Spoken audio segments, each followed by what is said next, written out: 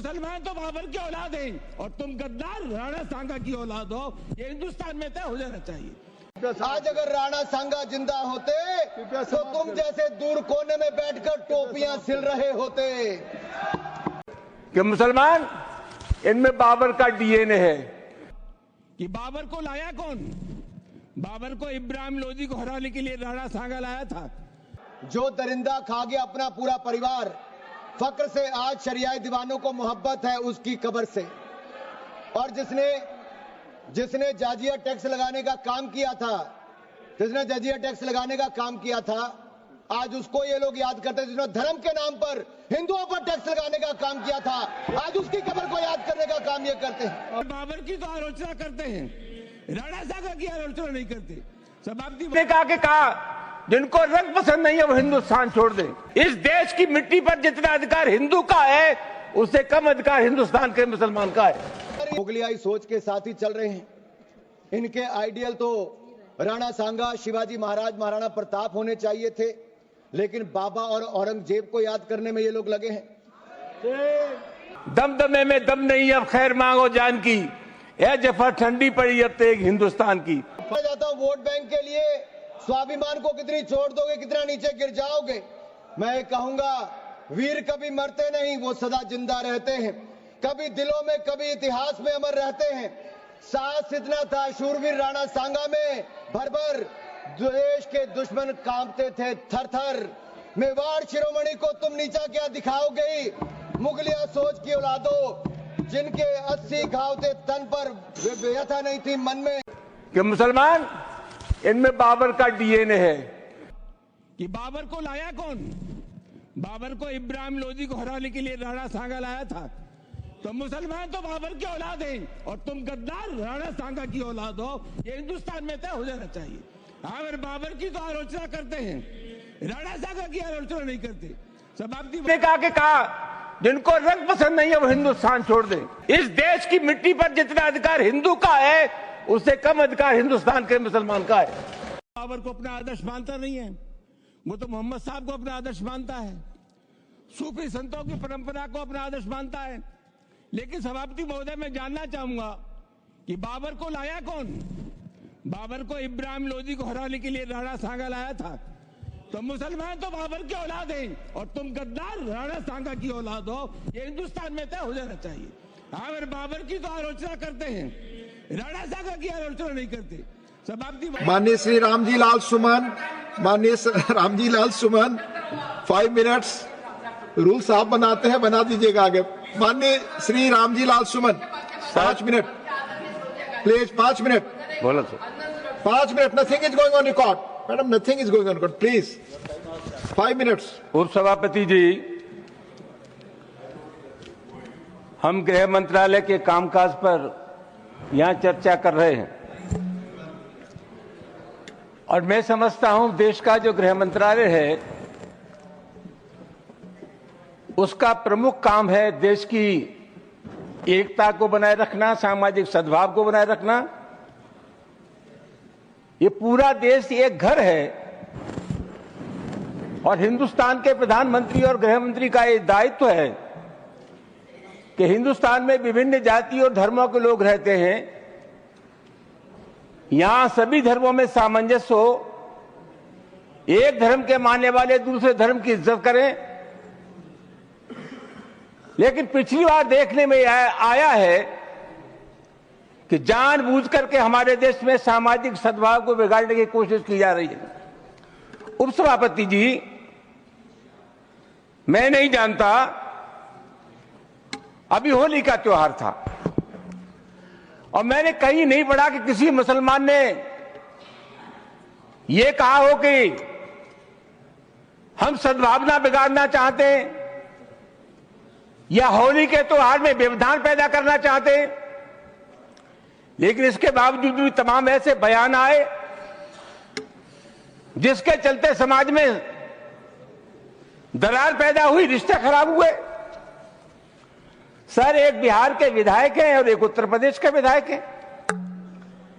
इन दोनों लोगों ने यह कहा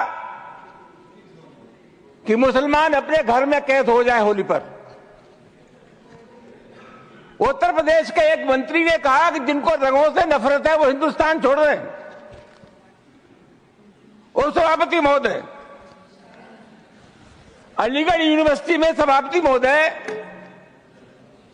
पहले होली का त्योहार नहीं होता था, परमिशन नहीं मिली। अब जब वहां अनुमति नहीं मिली, बाद में अनुमति मिल गई थी, तो वहां के एक जनप्रतिनिधि ने कहा कि जो इसका विरोध करेगा उसको मुंह पर पहुंचा देंगे। सभापति जी, कानून का राज है या जंगल का राज है? इस प्रकार की जो भाषा बोली जाती है वो किसी भी कीमत पर इस देश की सेहत के लिए ठीक नहीं है। और मैं बहुत अफसोस के साथ ये कहना चाहूंगा कि बीजेपी की सरकार है, बीजेपी का कोई जिम्मेदार नेता या कोई मंत्री इन सब चीजों का प्रतिवाद नहीं करता। यह नहीं कहता कि इस प्रकार की जो भाषा बोलते हैं उनसे हमारा कोई संबंध नहीं है। तो क्या हम मान करके चले कि इस प्रकार के जो तत्व है उनको सरकारी संरक्षण प्राप्त है या इनको भाषा अच्छी लगती है? सभापति महोदय, बार बार कहा जाता है और अभी कहा गया कि जो लोग होली में के त्योहार पर होली नहीं खेलना चाहते, और जैसा मैंने कहा जिनको रंग पसंद नहीं है वो हिंदुस्तान छोड़ दें। वो सभापति महोदय, मैं आपके मार्फत से जानना चाहूंगा, ये देश किसी के बाप का देश है? हिंदुस्तान में विभिन्न जातियों के धर्मों के लोग रहते हैं।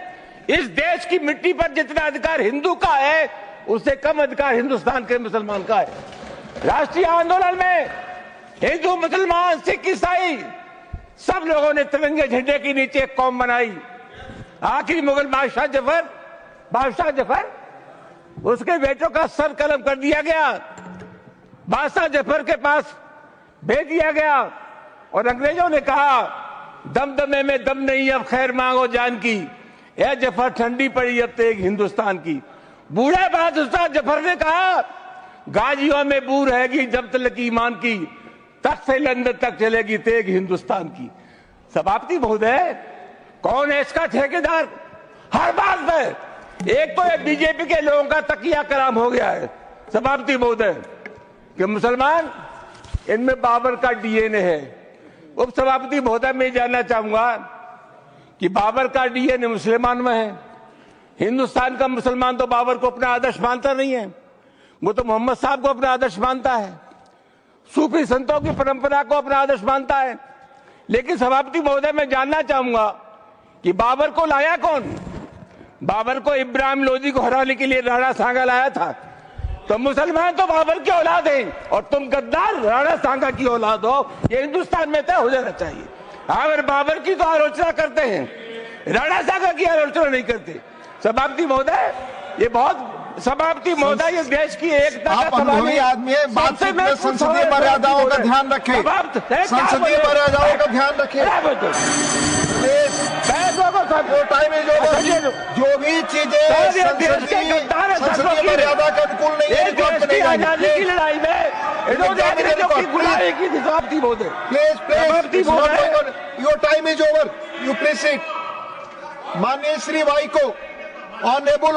आज अगर राणा सांगा जिंदा होते तो तुम जैसे दूर कोने में बैठकर टोपियां सिल रहे होते।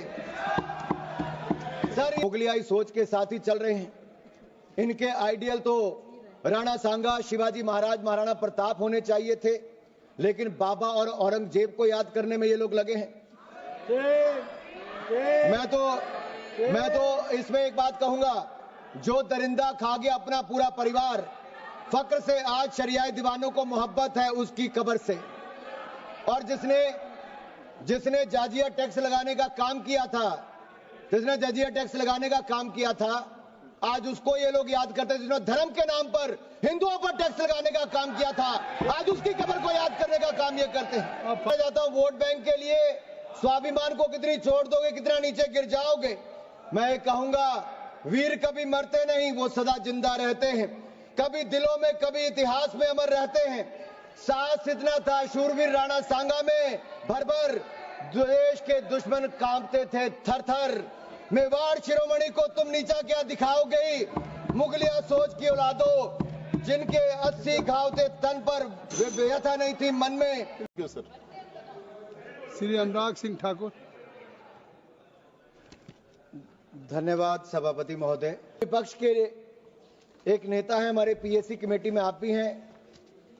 आज जब निशिकांत दुबे जी कह रहे थे तो उन्होंने कहा रेवेन्यू फोरगॉन की बात निशिकांत दुबे जी कर रहे थे, लेकिन पीएससी कमेटी के चेयरमैन अगर रेवेन्यू फोरगॉन और राइट ऑफ में अंतर नहीं समझते हैं तो एक बड़ा प्रश्न चिन्ह खड़ा हो जाता है साहब। विपक्ष कहां पर है, किस हालत में है, समझता भी है कि नहीं समझता है, ये अपने आप में सवाल खड़ा करता है। रेवेन्यू फोरगॉन क्या है साहब? जो एक टैक्स सरकार को आना है, जो पोटेंशियल टैक्स रेवेन्यू आना है, वो सरकार के किसी नीति जहां पे आप टैक्स एग्जम्पशन देते हो, डिडक्शन देते हो, इंसेंटिव देते हो, जिसके कारण आपका चला जाता हो टैक्स, वो रेवेन्यू फोरगॉन है। लेकिन जहां पर आप राइट ऑफ की बात करते हैं तो बैंक जहां पे अपनी राइट ऑफ बड़ा विस्तार में, निर्मला जी स्टेटमेंट है वो मैं बताता हूं कि उन्होंने साफ तौर पे कहा है कि राइट ऑफ करने का मतलब ये नहीं कि पैसा छोड़ दिया है। बैंक उनको लेने के लिए चाहे कहीं पर भी जाए, चाहे उनको कोर्ट जाना पड़े, डेट रिकवरी ट्रिब्यूनल में जाना पड़े, enforcement of security interest act के अंतर्गत फाइल करना पड़े, ऐसा सारी दर उसमें प्रावधान है, उसमें करना है। लेकिन ये इस तरह का जो देखने को मिला, इसमें अपने आप में विपक्ष पर प्रश्न चिन्ह खड़े होते हैं। सर यहां पर एक बात कही गई, कब्र से खोदने की बातें की गई, कहा कि कब्रें क्यों खोदते हो, गड़े मुर्दे क्यों उखाड़ते हो। मैं भी ये कहना चाहता हूं दुनिया कहां की कहां पहुंच गई। ये लोग अभी भी 17वीं शताब्दी में मुगलियाई सोच के साथ ही चल रहे हैं।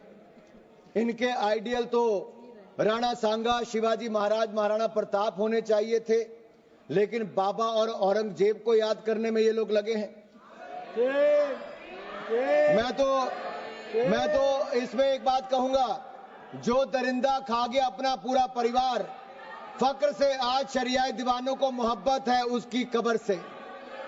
और जिसने जाजिया टैक्स लगाने का काम किया था, जिसने जाजिया टैक्स लगाने का काम किया था, आज उसको ये लोग याद करते हैं। जिसने धर्म के नाम पर हिंदुओं पर टैक्स लगाने का काम किया था, आज उसकी कब्र को याद करने का काम ये करते हैं। आप फाइनेंस बिल पे, और यही नहीं, इसके अलावा याद करिए इंदिरा गांधी जी का समय 93.5%, आप 93.5% टैक्स लगाने का काम, आप फाइनेंस पे 93.5% टैक्स लगाने का काम इंदिरा गांधी जी ने किया था।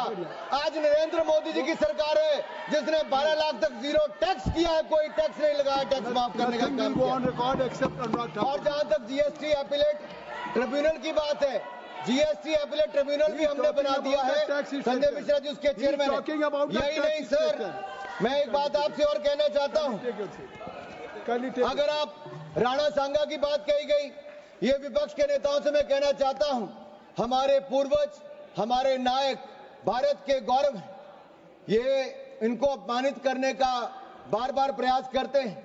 उनकी छवि को धूमिल करने की इनकी आदत बन गई है। सर मैं पूछना चाहता हूं, वोट बैंक के लिए स्वाभिमान को कितनी छोड़ दोगे, कितना नीचे गिर जाओगे? मैं कहूंगा वीर कभी मरते नहीं, वो सदा जिंदा रहते हैं, कभी दिलों में, कभी इतिहास में अमर रहते हैं। साहस इतना था शूरवीर राणा सांगा में, भर भर देश के दुश्मन कांपते थे थर थर। मेवाड़ शिरोमणि को तुम नीचा क्या दिखाओगे? मुगलिया सोच की औलादो, जिनके 80 घाव थे तन पर, व्यथा नहीं थी मन में। आज अगर राणा सांगा जिंदा होते तो तुम जैसे दूर कोने में बैठकर टोपियां सिल रहे होते। सर यही नहीं, अगर मैं बात करूं, आज मुस्लिम आरक्षण की बात करते हैं, बाबा साहब अंबेडकर के संविधान की कॉपी को लेकर जाते हैं। अरे संविधान को पहले तार तार करने का काम आपने इमरजेंसी के समय किया था, आज मुसलमान को आरक्षण देने की बात करते हो। तुष्टीकरण की राजनीति के लिए मुसलमानों के ठेकेदार बनने का काम करते हो। सबके हक की बजाय मुस्लिम परस्ती में मशगूल कांग्रेस, क्या आप मुस्लिम लीग बनाने की बात करते हो? अरे गांधी जी, महात्मा गांधी जी और सरदार पटेल जी के देश में आप जिन्ना का मुल्क बनाने की सोच मत रखो। हम जिन्ना का मुल्क कभी नहीं बनने देंगे, कभी नहीं बनने देंगे। माननीय अध्यक्ष जी, माननीय सभापति जी, ये बात करते थे जॉब क्रिएशन की। आप फाइनेंस आप फाइनेंस बिल पे बोलिए। माननीय सभापति जी, ये जॉब क्रिएशन की बात करते थे। मैं कहना चाहता हूं, हमने पिछले साल ही 4.6 करोड़ नई जॉब्स, नया रोजगार अगर हुआ है तो इस देश में नरेंद्र मोदी जी की सरकार हमारे प्रयासों कर। स्टार्टअप्स भी 1,60,000 तक हो गए। यही नहीं, कोविड के बाद भी उससे लड़ने, उससे निकालकर हमने मॉरिटोरियम पीरियड भी दिया। 4 लाख करोड़ रुपया बैंकों के माध्यम से देश के काम करने वाले व्यापारियों को नरेंद्र मोदी जी की गारंटी पर 20% एडिशनल वर्किंग कैपिटल हमारी सरकार ने दिया था। आपके समय 12 में से 11 बैंक पीसीए फ्रेमवर्क में थे। देश की जनता का पैसा लगा, बैंक डूब जाते, लेकिन नरेंद्र मोदी जी की सरकार आने के बाद 12 के 12 बैंक आज मुनाफे में, मजबूत स्थिति में है। यही नहीं, ईज ऑफ डूइंग बिजनेस में हमने लगातार प्रयास किया। 709 बिलियन डॉलर आज एफडीआई हमारे देश में आई है। जहां तक आप किसानों की बात करते हो, 3,60,000 करोड़ रुपया पीएम किसान सम्मान निधि के माध्यम से हमने किसानों को देने का काम किया है। हमने किसानों को बैंकिंग सेक्टर के माध्यम से, जहां 2013-14 में 7,30,000 करोड़ मिला था, आज उससे बढ़ाकर 25,48,000 करोड़ रुपया किसानों को देने का काम मोदी सरकार ने किया है। यही नहीं, सबका साथ सबका विकास क्या होता है। 2014 में 8 एम्स थे, आज 24 एम्स है। 380 मेडिकल कॉलेज थे, आज 706 मेडिकल कॉलेज है। दुगने से ज्यादा मेडिकल की सीटें हो गई। अगले 5 साल में 75,000 एमबीबीएस की सीटें और जोड़ दी जाएंगी। हम करने जा रहे 10,000 एमबीबीएस की सीटें इस साल करेंगे। यही नहीं, 708 यूनिवर्सिटी थी, आज 1150 यूनिवर्सिटीज हो गई। 96,000 किलोमीटर नेशनल हाईवे थे, आज 1,60,000 किलोमीटर हो गए। 74 एयरपोर्ट थे, आज 160। समाप्त करें। मेरे सर 5 मिनट और बचे सर मेरे अभी। नहीं। सर मेरा 5:34 तक समय सर मेरा। आप नहीं सर, यही नहीं सर, ट्रिपल आईटी सर 9 से बढ़कर 25 हो गए। और सर हमने इसमें भी प्रावधान किया है कि अब आईआईटी में 5 आईटी में 6500 सीटों को और बढ़ाने का काम हम इसी साल इसी बजट में करने का प्रावधान कर रहे हैं सर। यही नहीं सर, हमने जो जन औषधि केंद्र है, आपके समय मात्र 80 जन औषधि केंद्र थे, आज 15,000 जन औषधि केंद्र हो गए। और पीएम जन आरोग्य योजना के माध्यम से भी आज करोड़ों रुपए बचाने का काम आम जनमानस का हुआ है। सस्ती दवाई देने का काम भी, मुफ्त इलाज करवाने का काम भी आज आयुष्मान भारत के अंदर हुआ तो नरेंद्र मोदी की सरकार के कारण हुआ है। यही नहीं sir, production link incentive scheme हमने निर्भरता, चाहे इलेक्ट्रॉनिक गुड्स हो या फार्मास्यूटिकल की बात हो। सर आप इसमें देखिए, आज से 7 साल पहले देश में मोबाइल फोन बाहर से आता था, लेकिन पीएलआई स्कीम आने के बाद आज 1500 करोड़ रुपए का एक्सपोर्ट नहीं, 1.5 लाख करोड़ रुपया निर्यात हमने मोबाइल फोन का किया है। और अब तो सेमीकंडक्टर चिप्स यहाँ पे बननी शुरू हो जाएंगी। दुनिया का कोई देश ऐसा नहीं होगा जहां पर आने वाले समय में सेमीकंडक्टर और चिप्स भारत की नहीं होगी, मेक इन इंडिया का बना हुआ जाएगा। यही नहीं सर, असम में भी दिलीप भाई ने यहाँ पे बैठे हैं, साइकिया जी, इन्होंने कहा। यही नहीं सर, भ्रष्टाचार और निकम्मेपन के कारण आपकी सरकारों के समय अर्थव्यवस्था जरा नीचे जा रही थी, लेकिन आज हम पारदर्शिता भी लाए, जवाबदेही भी लेकर आए हैं। विकास पारदर्शिता के कारण हम दिखवा लेंगे समावेशी विकास की ओर हम देश को आगे लेके जा रहे हैं। ये वित्त विधेयक ऐतिहासिक, दूरदर्शी और परिवर्तनकारी है। ये केवल कराधान के बारे में नहीं, ये राष्ट्र निर्माण के बारे में है। ये केवल आर्थिक नीति के बारे में नहीं, आर्थिक स्वतंत्रता के बारे में है। ये केवल राजस्व के बारे में नहीं, ये 140 करोड़ भारतीयों के समृद्धि और सामाजिक समावेशी विकास के बारे में है। सभापति महोदय जी, आज से अगर 11 वर्ष पहले आप देखेंगे, जब प्रधानमंत्री नरेंद्र मोदी जी इस देश में प्रधानमंत्री पद के शपथ ली, उस समय हमें किस हाल में देश मिला था। हालत कोई बहुत अच्छी नहीं थी, अनिश्चितता का दौर था और वहां से फ्रेजाइल 5 इकोनॉमीज में भारत को गिना जाता था। अनिश्चितता के दौर से अभूतपूर्व विकास के दौर तक लाने का काम किसी ने किया है तो प्रधानमंत्री नरेंद्र मोदी जी ने किया है। Prime minister Modi has guided the nation from uncertainty to unprecedented time. और ये इसलिए हुआ है अनप्रेसिडेंटेड ग्रोथ, क्योंकि ईमानदारी से सरकार चलाई, विश्वास के साथ सरकार चलाई और सबका साथ, सबका विकास, सबका विश्वास और सबके प्रयासों से देश को आगे बढ़ाने का काम किया है। मोदी सरकार एक ऐसी सरकार है जो काम करती है, ये एक ऐसी सरकार है जो वायदे पूरे करती है, एक ऐसी सरकार है जो बदलाव लाती है। और जब मैं बदलाव की बात करता हूं, ट्रांसफॉर्मेशन की बात करता हूं, तो हमारी सरकार ने बहुत सारी रिफॉर्म, परफॉर्म, ट्रांसफॉर्म, ये केवल नारा नहीं है, रिफॉर्म्स के माध्यम से बहुत बड़ा बदलाव लाया, जिसके बारे में आगे मैं उसका उल्लेख करूंगा। आज जब लोकतंत्र के मंदिर में आपने मुझे यहां पर बोलने का अवसर दिया, तो मैं कहूंगा हम फाइनेंस बिल में केवल फाइनेंशियल स्टेटमेंट्स की बात नहीं कर रहे, हम 140 करोड़ भारतीयों की भविष्य और उनकी आकांक्षाओं के बारे में बात कर रहे हैं। हालांकि अधिकतर सरकारों का दुनिया भर में या भारत में भी जो पहले की सरकारें रही होंगी, उनका एक प्रयास रहता है कि कैसे सरकारी खजाना भरा जाए, लेकिन नरेंद्र मोदी जी की सरकार ने इस बार के बजट में और इस फाइनेंस बिल में वो सारे कदम उठाए हैं कि सरकार के खजाने से ज्यादा लोगों की बचत बढ़ाने में विश्वास रखा, लोगों की जेब में पैसा जाए इसमें प्रयास किया है। और इसलिए कि जन जन के जब बचत होगी तो भारत का जन जन भारत को राष्ट्र निर्माण में एक बड़ी भूमिका निभाएगा और 2047 तक विकसित भारत का संकल्प पूरा करके दिखाएगा। आदरणीय सभापति जी, भारत की जो आज स्थिति है, कुछ विपक्ष के सदस्यों ने कहा कि दुनिया भर में ये हालत वो हालत है। मैं इतना ही कहूंगा अपने विपक्ष के सदस्यों को, आज पूरी दुनिया एक उम्मीद के साथ भारत की ओर देख रही है और दुनिया की बड़ी अर्थव्यवस्थाओं में सबसे तेजी से बढ़ने वाली अर्थव्यवस्था आज भी भारत है और अगले एक दशक तक भारत ही रहने वाला है। और शायद इसीलिए आप लोग एक प्रश्न खड़ा करते थे कि क्या मिडिल क्लास के ऊपर भरोसा करना चाहिए, क्या टैक्स पर कर राहत देनी चाहिए। मैं इतना ही कहूंगा, ईमानदार करदाताओं के ऊपर एक बार नहीं बार बार नरेंद्र मोदी जी की सरकार ने विश्वास किया है और इस बार तो 12 लाख पर जीरो टैक्स किया है, कोई टैक्स नहीं देना पड़ता, ये भी नरेंद्र मोदी जी की सरकार ने किया। और जो सरकारी कर्मचारी हैं उनको तो 12,75,000 तक कोई टैक्स नहीं है।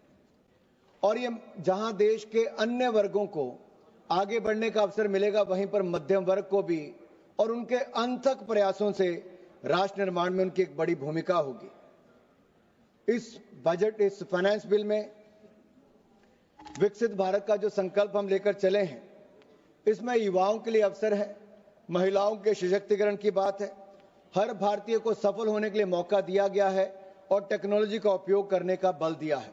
फाइनेंस बिल 2025 में भारत सरकार की जो कमिटमेंट है टैक्स सर्टेनिटी की, ये पहला, और दूसरा ईज ऑफ डूइंग बिजनेस और बिजनेस ऑपरेशन को और सरल करने का प्रयास इसमें किया गया है, और तीसरा मिडिल क्लास को अभूतपूर्व टैक्स राहत देने का काम भी हमने इस बिल के माध्यम से किया।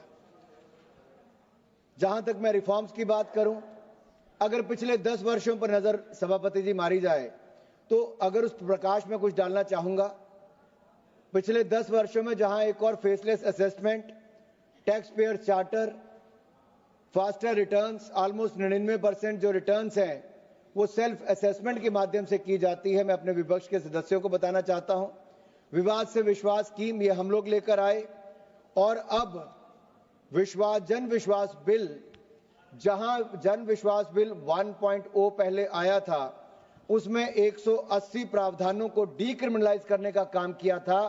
अब मोदी सरकार जन विश्वास बिल 2.0 लेकर आ रही है, जिसमें 100 प्रावधानों को डीक्रिमिनलाइज किया जाएगा। एक बड़ी राहत हमारे व्यापारी वर्ग को उसमें दी जा रही है। यही नहीं, जो एफडीआई सेक्टर में भी 74% निवेश की बजाय अब एफडीआई 100% हो सकता है। लेकिन हमने एक बात कही है कि जो प्रीमियम आप इकट्ठा करोगे, सारा का सारा प्रीमियम आपको भारत में ही लगाना पड़ेगा, तभी 100% आपको उसमें एफडीआई लिमिट मिल पाएगी। एफएसडीसी की मैं बात करूं तो वहां पर भी फाइनेंशियल रेगुलेशन को और सब्सिडी इंस्ट्रक्शन के इम्पैक्ट को इवैल्यूएट करने का एक मैकेनिज्म खड़ा करने का हमने इसमें प्रावधान किया है।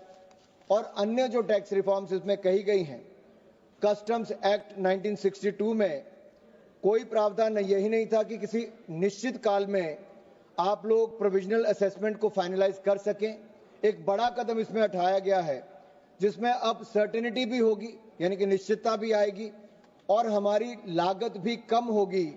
और इससे निश्चित काल के लिए यानी कि 2 साल प्लस 1 साल और एक्सटेंड करके उसके अंदर आपको प्रोविजनल असेसमेंट करनी है।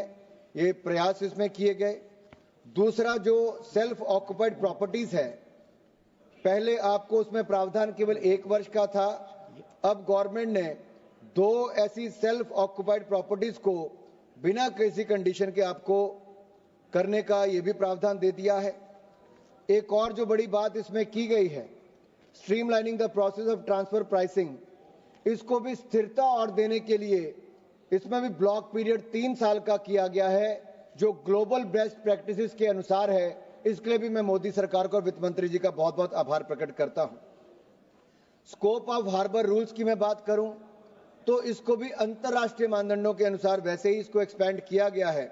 इसमें लिटिगेशन को कम करने के लिए और निश्चितता को बढ़ाने के लिए और अंतर्राष्ट्रीय टैक्सेशन के आधार पर इसको और मजबूत किया गया, इसके स्कोप को एक्सपेंड किया गया है। हमारे इनलैंड वाटर में और ज्यादा सुधार हो तो उसमें टनेज जो टैक्स स्कीम थी ये सी शिप्स के लिए होती थी, लेकिन अब इसको इंडियन वेसल एक्ट 2021 इसको बदलाव करके हमने इसमें जो हमारे घरेलू यहाँ पे बाजार में उसके लिए भी इसको फायदा मिलेगा इनलैंड वेसल्स को। यही नहीं, जो स्टार्टअप्स, क्योंकि पिछले की सरकारों में स्टार्टअप्स का तो कोई नामो निशान था ही नहीं, लेकिन भारत के युवाओं पर विश्वास करके हमने स्टार्टअप इंडिया जो योजना लाई, सब लोग ये हंसते थे विपक्ष के लोग, आज देश के युवाओं ने 1,60,000 से ज्यादा स्टार्टअप्स खड़ी कर दी हैं। दुनिया का 3rd largest startup ecosystem Bharat बन गया है और 117 यूनिकॉर्न्स आज भारत में है। यह भी एक बहुत बड़ी बात है माननीय अध्यक्ष। हमने 5 साल इसकी अवधि को बढ़ा दिया है इनकॉर्पोरेशन करने के लिए, 2030 तक इसकी समय सीमा को हमने बढ़ा दिया है। यही नहीं अध्यक्ष जी, सभापति जी, हमने जो IFSC गिफ्ट सिटी उसमें भी शिप लीजिंग यूनिट्स के लिए, इंश्योरेंस ऑफिसेज के लिए और ऐसे ट्रेजरी सेंटर जो ग्लोबल कंपनीज के जो वहां पर सेटअप हुए हैं उनको भी बेनिफिट देने के लिए 5 साल का प्रावधान और किया है। 2030 तक हमने उसको भी कर दिया है।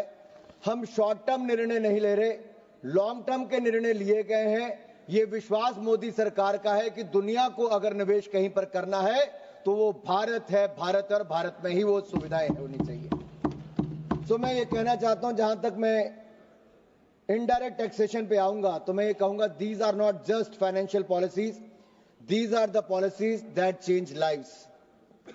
As part of the comprehensive review of customs rate structure announced in the July 2024 budget, sir इसमें जो 2-3 चीजें बड़ी इंपॉर्टेंट हैं। 7 टैरिफ रेट्स को हमने खत्म किया है और पिछले जो बजट था 2023-24 का 7 टैरिफ लाइंस हमने उसमें भी खत्म की थी और अब मात्र 8 रह गई, जिनमें से एक जीरो बजट वाली भी है, जीरो रेट वाली भी है। और यही नहीं, एक बड़ा बदलाव हमने किया कि जो लेवी है वो सेस या सरचार्ज एक पे ही लग पाएगी। इसलिए हमने ये तय किया है कि जो social welfare surcharge 82 tariff line पर था, अब उसको एग्जेम्प्ट कर दिया है क्योंकि वो सेस लगता है उस पर, तो इसको यहां पर सरचार्ज लगाना छूट दे दी है। ये भी एक बड़ा कदम सरकार का है। यही नहीं, ड्रग्स और मेडिसिन जो पेशेंट असिस्टेंस प्रोग्राम जो फार्मास्यूटिकल कंपनीज रन करती हैं, इनको भी कस्टम ड्यूटी पूरी तरह से मुक्ति दे दी है और 37 ऐसी दवाइयां जो लोगों के जीवन को बचा सकती हैं उनको भी पूरी तरह से कस्टम ड्यूटी माफ कर दी है। और 13 न्यू पेशेंट असिस्टेंस प्रोग्राम्स, इस पर भी हमने बेसिक कस्टम ड्यूटी को समाप्त कर दिया है। इसके लिए मैं मरीजों की ओर से और जनता की ओर से सरकार का बहुत बहुत आभार प्रकट करता हूं। यही नहीं, एक और जहां इंडस्ट्री के लिए इंपोर्ट करने के लिए अलग अलग रूल्स का बदलाव किया गया अब 6 महीने के लिए नहीं, 1 महीने के लिए and use of imported inputs, इस रूल्स को बदलाव किया गया है। और जो इनको मंथली स्टेटमेंट देनी पड़ती थी, अब इसको क्वार्टरली स्टेटमेंट कर दिया, तिमाही स्टेटमेंट किया है। यही नहीं, माइक्रो स्मॉल मीडियम एंटरप्राइजेस, जहां एक और इसके लिए अगले 5 साल में 1.5 लाख करोड़ रुपया सूक्ष्म लघु उद्योग वालों को पैसा मिलेगा, एडिशनल क्रेडिट मिलेगा। वहीं पर एमएसएमई की जो डेफिनेशन है उसको बदलने का भी, इन्वेस्टमेंट और उसकी टर्नओवर को भी 2.5 गुना और दुगना करने का ऐतिहासिक निर्णय ये मोदी सरकार ने लिया। इसके लिए मैं उनका आभार प्रकट करता हूं। अध्यक्ष जी, पूर्व की सरकार, अगर आप यूपीए की सरकार को देखेंगे तो उसमें scam scam scam, policy paralysis की बात, फोन बैंकिंग की बात और ऐसी ही बातें आती थी कि मित्रों की सरकार उनको कहा जाता था। आज यही नहीं, आज वो शेकी ग्राउंड पर होती थी, आज स्टेबल ग्राउंड कहीं पर दी है तो नरेंद्र मोदी जी की सरकार ने दी है। हमने जहां एक और बैंकिंग व्यवस्था को